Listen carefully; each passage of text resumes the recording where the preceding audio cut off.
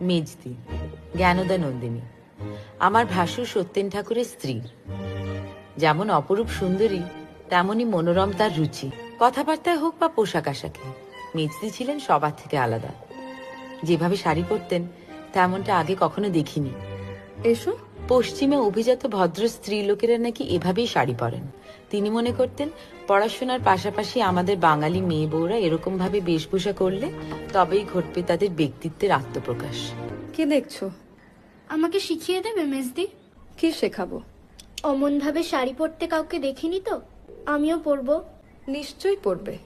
তুমি পড়বে, এবারে সবাই পড়বে, সব বাঙালি মেয়েরা পড়বে।